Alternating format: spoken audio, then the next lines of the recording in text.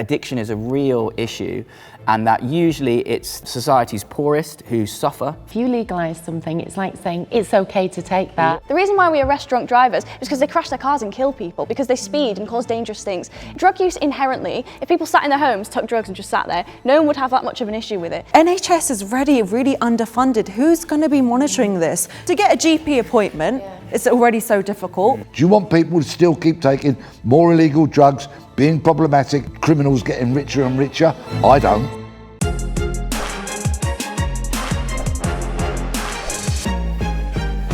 Members of the jury, you must try to reach a unanimous decision on the following.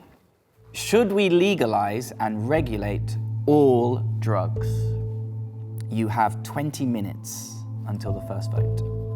As the only pharmacist of this jury, I'm going to kickstart this conversation by saying all class 1 drugs can ruin lives. If we legalise all these drugs, we're going to increase crime, we're going to increase addiction risks, blood-borne viruses, and worsen mental health. Already, 20% of young adults in high-risk areas already face misuse. Do we really want to increase that? The NHS is overwhelmed, overworked. If we legalise all drugs, it will mean we need more drug testing services, clinics, and also drug overdose medications, which is going to cost the NHS billions each year. Personally, I think no. Naira, you failed to mention the most important word about this issue, which is regulate. I do not want to encourage drug taking at all. In fact, generally speaking, I find that people who are on drugs, whilst they think they're the most important and interesting person in the room, tend to be the most tiresome. You know, they're having a big bifter. I think they understand modern jazz as they eat their 4th box of Maltesers. You know, they're tiresome. They truly are. But the illegal drugs industry is the 4th biggest industry in the world, and yet we leave it exclusively in the hands of criminals. Einstein said, the definition of madness is to do the same thing time and time again and expect different results. Well, since 1971, when the Misuse of Drugs Act got passed, we have had prohibition in this country. And what has it caused? Huge wealth to criminals, untold misery, bloodshed, murder, and all the problems that you so rightly highlight. If we legalise and regulate all drugs, we can put it into the hands of government, who will regulate it and then possibly hand the sale of it to entrepreneurs like James. Like James. And my final note just for the moment is, if we beat the criminals on 3 fronts, price, purity and availability, they'll have nowhere to go and sell their damaging, horrendous wares. I mean, it's a real turnaround for the books that I think we're in a broad agreement, Peter, which is... Miracles do happen. I know, it's crazy. But I mean, I think we do need some nuance. We need to sort of like have some clarity around whether we're talking about decriminalisation or legalisation. You know, I'd maybe think that we should potentially look at the Portuguese model. Like, Portugal had a really bad heroin epidemic in the 1990s. Through decriminalisation and treating it as a public health issue instead, they managed to cut the amount of drug use, you know, cut the amount of HIV infections and ODs and all the rest of it. We've really got to look at things in this country. I mean, we might look at like legalising some things, like maybe weed, for instance, something like that. But at the moment, you know, theoretically, you could be banged up in prison for 5 years for possession of weed. Like, it costs something like 40 grand a year to keep people in prison. Is that really a good utilisation of our resources? Is that not the minority, Joe? Not many people. Not many people will end up in prison, but I think that's the point. What's the point of the law if it's not even enforced? Particularly when it costs 40 grand a year to keep them there. What if we just gave 20 grand a year instead of that 40 grand? And like, I hazard a guess that they probably wouldn't end up back in prison, you know? Good point, though. But Peter, we got to bow down to your, I'm guessing, decades of experience in this space. Is those lower level drugs, weed for example, the gateway drug into bigger problems in your experience? It's really an irrelevant question, because my standpoint is to legalise and regulate all drugs. And you'll probably find that alcohol is a gateway drug into cannabis and so on, cocaine and all of that, and so on and so forth. And I'm not in favour of this halfway house of legalised some and not others, because it still leaves the industry in the vice-like grip of organised crime. It needs to be legalised and regulated and therefore controlled, so we reduce all the harm that they cause and educate our kids away from them. As a moral question as well, I think it's a really interesting point, and I think I tilt onto no, we shouldn't, but I'm definitely up for hearing the arguments. One of the issues that I think when people do argue to legalise, they talk about And regulate. and regulate, sorry, of course. They tend to argue economics and policing and what that costs. But I do think there's a moral question of why. Like, why would we say no to these things? And I think that's because they're wrong, they're bad. The people that take them end up becoming destructive to themselves and to people around them. That addiction is a real issue, and that usually it's the society's poorest who suffer from these things. And I think if we were to say, let's open it up and say it's all going to be legal, more people would take it, and then more people would then end up becoming addicted and falling into some kind of pit, in a sense, for want of a better word. Yeah, I mean, I don't necessarily agree with you on that, because I would say that drug use is kind of a symptom of a sick society, and we deal with the practical because it absolves us and it solves the moral malaise, which is why I'd align myself strongly with Peter in the fact that he thinks we should remove the monopoly that criminals have on drugs, because you know, it's practical, but it also means that, like you say, you don't have these cyclical qualities, and you're right in pointing out that poor people do suffer the most from drug use. But you know, the Portugal case is a good example. Like, in comparative politics, which, you know, like my kind of field, we do generally avoid making these kind of causal links between saying, well, this country did this thing and it worked, therefore it's a good outcome. But there are so many examples of legalisation, regulation where it works that it's just undeniable. Like, HIV goes down, drug use goes down, reoffending rates go, you know, reduce, social ills become lesser and lesser, and so we don't have the same social disorder either. Yeah, I think one of the things that you said, which I do think is what I think happened in Portugal, is that people, if they feel like it's criminal, they hide it. And if they feel like it's not criminal, they share it more. And that allows for people to then get the healthcare and the help that they need. I think that is a really positive point. I just can't escape the gamble that if we were to throw it all out, what is the risk that we are opening up to the world around us? For instance, drink driving. You know, a couple of things on that. One is, we don't say people will drink drive, therefore let's open up a drink driving lane specifically for those people, because that would allow them to get home. Is that comparable? But let me carry. The other thing is, okay. If you legalise something, it's like saying it's okay to take that. A little bit, yeah. Let's say I absolutely destroy, like, you know, a bunch, like I drink a whole pint of vodka and then I go and drive my car, but my driving is perfect, it's flawless, and I never get stopped by the police. I'm not going to be arrested. The reason why we arrest drunk drivers is because they crash their cars and kill people, because they speed and cause dangerous things. If drug use inherently, if people sat in their homes, took drugs and just sat there, no one would have that much of an issue with it, right? The reason why we have an issue is because it causes social outcomes that are bad. I'm a proponent of the fact that if someone takes drugs and then goes and beats somebody up or does something terrible, obviously there should be some kind of justice that facilitates them getting, like, not only help, because obviously drug use is a public health problem, but also they should, you know, the family, the victims should have justice. So I think these are two actually separate points. No, because it's risk though, Tilly. It's risk. The risk of someone who's taking drugs to do something ill, to do something negative to a family member, a child, or society is increased massively when someone's taking drugs. What we've done here, please, if I may, is when anybody has raised a problem, an issue with drug taking, we've focused on the undeniable problematic drug takers, of course, of which we know there are many. There are problematic abusers of alcohol.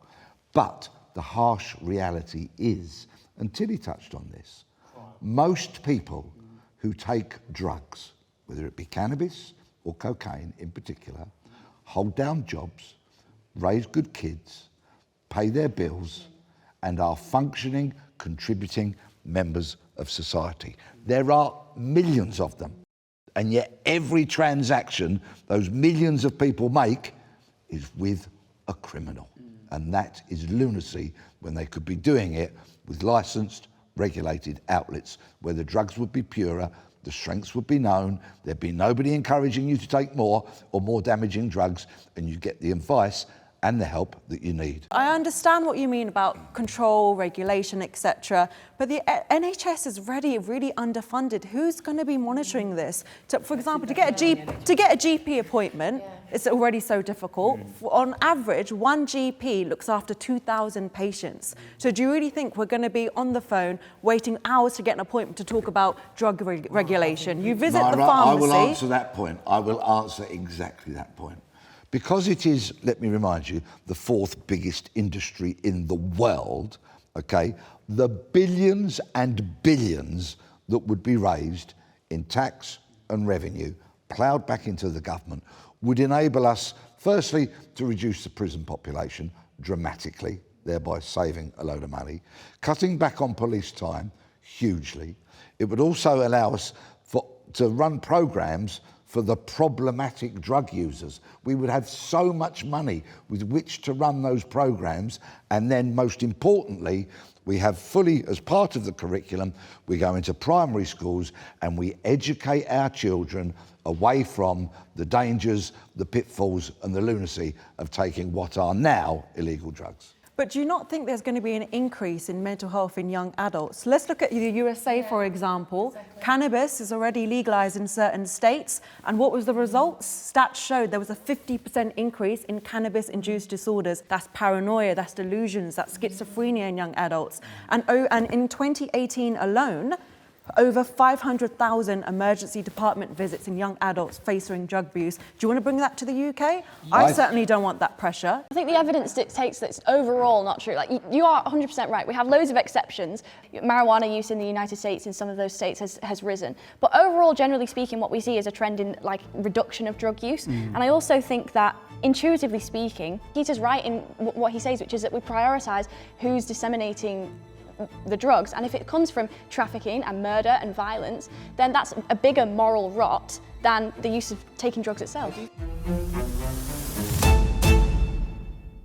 So everyone, the results are in, and we shall find them out now. Can't actually see. James and I were singing from the same song sheet, generally speaking, when we were talking about legalising and regulating drugs, and that didn't really come as a surprise to me. It was really pleasing, and it was great that we chimed and we were on the same side. I think that Chris probably was stuck in a bit of a moral dilemma when it comes to the issue of legalising drugs, because he very much represents the church. So I'm not sure whether we heard his honest opinion today or whether he was coming from a perspective of his job in the church. You have a final 15 minutes to try and reach a unanimous decision. Those who voted yes, picture it. Imagine your children one day or every day behind your back, they're going to the local pharmacy, getting their dose of cocaine or their cannabis, and they actually end up being addicted. They neglect their studies, they can't focus, they can't concentrate. Do you want to risk that? My three children have been educated more than most about drugs, the pitfalls, the pleasures, the ridiculousness of taking them, and consequently, they're not drug takers. You're a great parent. It's all about education. And if a parent is not going to teach their child at home, then with the billions we will raise through legalisation and regulation, we will educate them at school, just like kids are being educated away from cigarettes. But the illegal drugs industry is a growth industry. It's supply and demand. And the supply is increasing. And every year, drug taking gets more and more prevalent. So to those who voted no, do you want those stats to keep going up? Do you want people to still keep taking more illegal drugs, being problematic, and criminals getting richer and richer? I don't. Policing it though? Why aren't they? It's not been They regulated. don't have the time, and there are millions But we're of drug spending users. millions on There other are things millions that of are drug pointless. users and about 110,000 police officers. Do the maths, please. It's And even very simple. fewer doctors and pharmacists. We have this counterfactual, which is that in your world where drugs are illegal, addiction is a reality still, because we know it, because we live in this world right now, and people don't get the adequate support that they need. People are more likely to be thrown in jail, and it's also more expensive, because sometimes the most straightforward thing is actually not the cheapest. In a world where we have legalisation of drugs, addiction is still a reality, And there are still addicts, regulation. and regulation is a thing, and people are more likely to get the adequate help and support they need because it's treated as a public health crisis. So I think it's like, would you rather have your child be thrown in prison for a problem that they have that they've developed, or would you rather have your child put through rehabilitation in an appropriate way? We can reverse trends. I think part of the argument that I don't know if I'm adequately assessing, but I do think, for instance, tobacco smoking is one of the most, I think, the most addictive drug, and it is on the decline because of public opinion, stigmatization, where it's like, let's move away from smoking. And maybe it is an education thing, but I also, again, maybe I'm going back to, I think it's a thing of the heart. But my point is that these things that have been prevalent are now reducing because we say, don't do it, it's bad. Prohibition doesn't work. We saw this in the 20s when with alcohol, it drives it underground. And like, you know, Peter's bang on. We need to be regulating it and funneling it into and treating it as a public health issue. There's a couple of things that I want to say, just from a business entrepreneurial point of view, where I sit. Are you considering opening a smoke shop? No. CBD. No, I think a lot of us here, other than theory and no, are speaking from theory, whereas you two guys are speaking from fact. And I think the reason I said yes, because I'm on the fence about this, is because I'm bowing down to Peter's 10,000 hours of purposeful practice. He knows more about this, because that was not only was you an ex-police detective, but actually in this space. So you saw the cold, hard truth, and that's why I backed you. So I thought about this, well, in 10 years' time, will there still be extortion existing? Yes, I think people will extort people in 10 years' time. It's just the way it is. So by regularising it and legalising it, are we reducing that happen? I think the answer is yes, and so that's why I said it. And if we know who's taking it by regulating it and legalising it, surely therefore we are in a position to help them more, and that's why I said yes. Can you imagine your child saying to you, I'm just nipping out to the shop to go and buy some cocaine? I don't think that will happen. You're Debbie. like, I I don't want you think you're talking about taking that. extremism there. You'd be like, I don't want you taking that, and then say, But well, at least look, you'll they sell know. it in the shops and it's legal. I think Peter, at the start of this debate, said something really powerful about the Einstein thing, the definition of madness is doing the, and we have been doing the same thing and not getting the good results for decades. It's got worse. It's got worse. So isn't it now time to take a different approach? The last thing drug dealers want is legalisation and regulation. And James, you made a really good point earlier. Like, prohibition did not work in Chicago. It didn't. But that was embedded in society, or as in alcohol was huge. Everyone had available. It was a store in every place. Drugs are huge. But Drugs are everywhere. Well, not and to the degree. They are. They are, but they're not publicly being advertised and sold everywhere. I don't think there's a best case Why scenario. don't you ban alcohol? I think when you. Okay, gosh. I mean, alcohol. Communion would be boring without alcohol. Well, you can take. We actually have non-alcoholic really and dangerous. alcoholic communion available. But if you compare, I think, death mortality rates to alcohol, cocaine, and heroin, the scale is very But I know different. people that have had their lives ruined by alcohol. It definitely ruins life. It definitely does. It definitely does. Is there not an argument, though, about like personal sovereignty, right? Like, do you not have sovereignty over your own brain chemistry? Like, why does it matter what people do with their bodies? With their bodies on a Friday night if they're at home, not causing anyone any problems? James hits on such an important point. It's actually the most natural thing in the world to change your mental state. It's why people have 2 sugars in their tea, or go to the gym, or read a book, or watch a comedy on television. Go for a walk, have a cigarette, have a cup of coffee. The list goes on and on and on and on and on. To change your mental state is very much a part of being human. Consequently, millions of people in this country, again, who are not problematic drug users, hold down jobs, raise good kids, go to work every day, pay their taxes, use drugs. They hoover up tons and tons and tons of cocaine every single week. And you know something? Thinking about it, obviously drugs are not legal at the moment, but that's not worked, has it? They're That's what we're illegal, but saying. that's not worked, That's exactly what has we're it? So the light bulb has just gone on, basically. I've listened. The light bulb has gone on, Well, and where's really, Naira it's on not this? worked. So we think if we take Peter's idea, more pharmacists and GPs to get on board with more education for younger people how to safely use drugs, there should be some pilot study in the UK to trial it in certain areas. Maybe just cannabis, not so much class 1 drugs. Can we not educate now? I don't understand. But also, like, how if do we educate as well? Yeah, What, like- the teachers? Do you want your school teacher to teach a toddler about how to take drugs? The fact that it's illegal, you can go into school and talk to these kids about the dangers, the pitfalls. That education in the current system will not address the fact of that teenage rebelliousness. It's illegal, let me do it. Have you got some? Do you know a mate?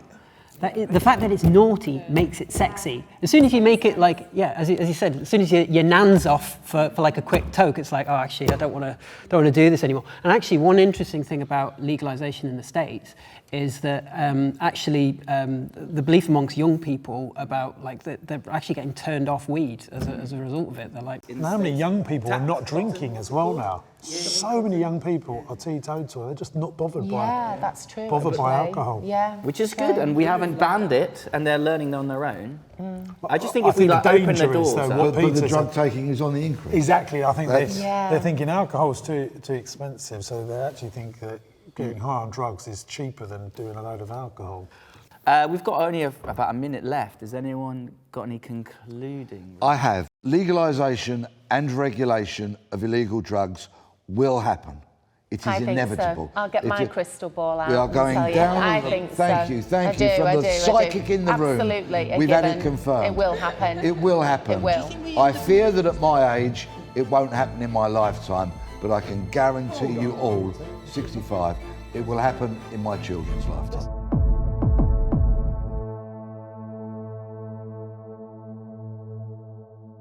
So the results are in, and we will be finding out what everyone voted.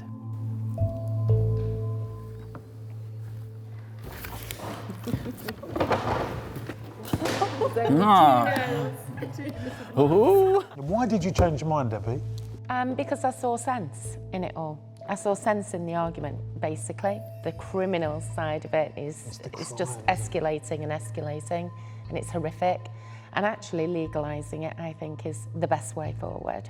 Because And regulating. And regulating, and then we take the power away from the criminals. I get it. You nearly convinced me, to be fair. Can you have another 10 minutes, please? it'd be great for business though. Oh no, we're going to start a business. We discussed it. Members of the jury, you were asked, should we legalise and regulate all drugs? You weren't able to reach a unanimous decision, but the majority voted yes. So, well done. Good debate.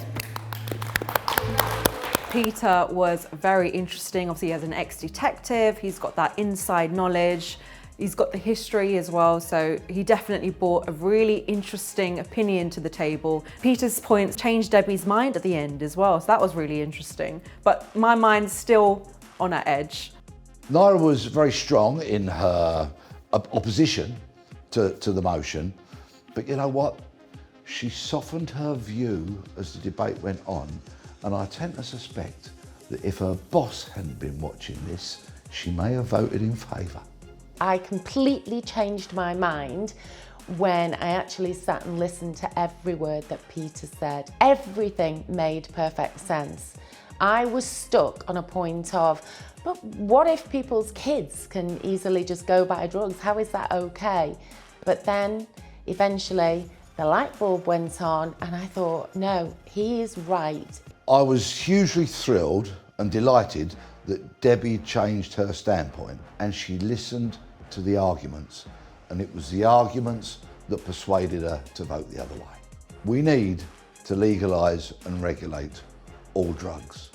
We will reduce harm, reduce the prison population, raise billions through taxation, and you know what? We'll educate kids about the folly, the nonsense and the ridiculousness of taking illegal drugs.